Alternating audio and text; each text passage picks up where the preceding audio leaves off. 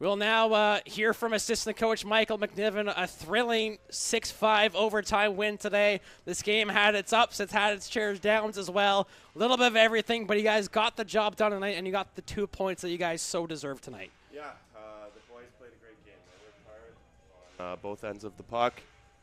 It was just a great effort from everyone, from the goalie all the way through the lineup, and we need more of that.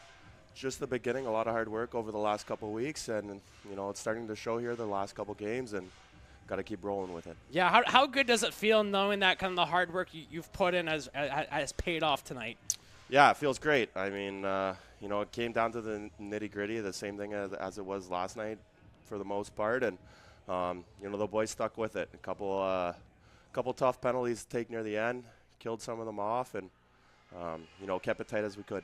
Well, it didn't take long for the scoring to get started, and then this one just 56 seconds in, Brendan Giles, and after getting a shutout last night, it must have felt a little extra special, or a little extra good, I should say, of kind of getting that first goal out of the way and getting off to an early lead. Yeah, with our control breakout there, the boys executed it, to perfection almost, and we ended up getting one quick early there in the game, and that's a great feeling to go up 1-0 at the beginning of the game. And in that first period, too, I thought you guys played really well. I think I would say a near-perfect first period maybe. You might have a different view on that. But overall, I think even with that 1-0 lead, you guys stayed the course there in that first period. Yeah, I think the biggest part of it was, when they were coming hard and they were scoring on us, I don't think it changed the emotion of our bench or the guys on the ice. I think everyone stuck with it from start to finish. So it was nice to see that, and hopefully we can see more of that going forward. Now we go to the second period, and what a crazy period it was. We'll kind of break this period into 3 segments. First off, you start off hot again. 16 seconds in, Conrado Calderini gets his first BCHL assist on what seemed to be a set play to Thomas Belzile there. Yeah, it was a great play, and that's what we need from a guy coming in. He's hungry. He wants ice time, and he got a little boost of ice time compared to last night, and he's starting to look great out there. I think he's a great asset to our team, Calderini, and I think he'll mesh well with our guys throughout the season. And then how good did it feel to get off to another quick start in the period? Yeah, it was great. I mean, like I said, to go 1-0 up early and have that kind of confidence on our bench and all the way through the lineup is great to have. Now, right at 10 seconds later, Coquitlam scored to make it 2-1, and you said it didn't seem to diminish the team's energy on the bench there. Exactly. The boys stuck with it throughout the whole game. Stayed even keel. No, not too high, not too low, and tonight was a great example of it, and I'm glad the boys, they grinded through it all the way through the whole game and came out with the 2 points. And then you got 2 more goals. You went up 4-1 first off from Wyatt Davis there, and then, not even 5 minutes in, it's 4-1 on a great play by Joel Perdom to set up Merrick Baudouin. Yeah, again, another line that was going all night.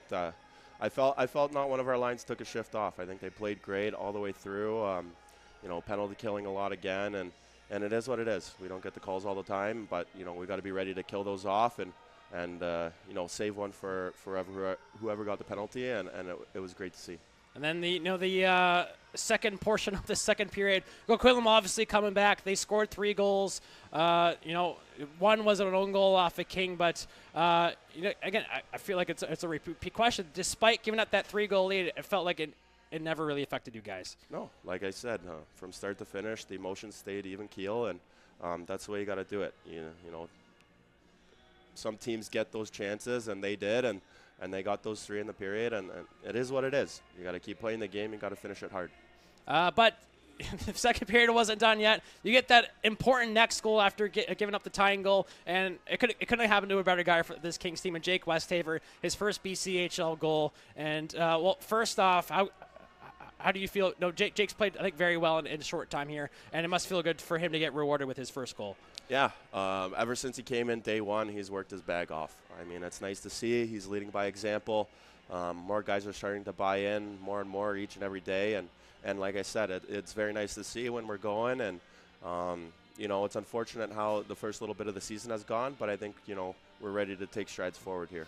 And now, but how important was it to get that lead going into the third period after giving up that big lead there in the period? Yeah, it's very important. I mean, I think for most of the season we've been down most games, and it's nice to see us in front for once and be able to hold on to the win there and get the job done in overtime. Third period, I thought you guys played very well, a lot better of a third period. Coquitlam would eventually tie it on a power play goal late, but just overall, third period, you have your chances. You got some good defense, some good goaltending in that third period. Exactly. I mean, when Vinny came over to me at the TV timeout, I said, "Oh, this is when you shine, buddy." And, he stuck with it. Everyone stuck together as a team and just locked down that 2 points at the end of the day. And you go to overtime, and overtime hasn't been so friendly to the Kings, but for the short amount of time overtime was, the Kings were on fire. And what was the difference in this overtime period compared to the ones we've maybe seen earlier on in this season?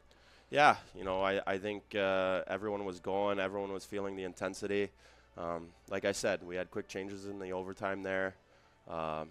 Just creating havoc on them and trying to keep the pressure on them in the O-zone, and an unbelievable, ridiculous shot. It was a crazy Sambo-Leash shot by Belzy, so it was nice to see. Sambo-Leash indeed, but to take us through that play too, because it started with a great defensive play by Brendan Giles in the defensive zone.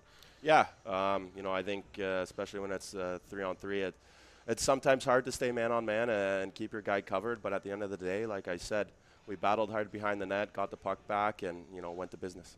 And, the adversity this team has been through over the last little bit, we talked, earlier on in this interview of it's kind of finally paying off. But today was a good step, another step forward. Now another step needs to be taken going into really two big games here against Nanaimo coming up next week. And if it all goes well, the Kings could surpass Nanaimo in the standings.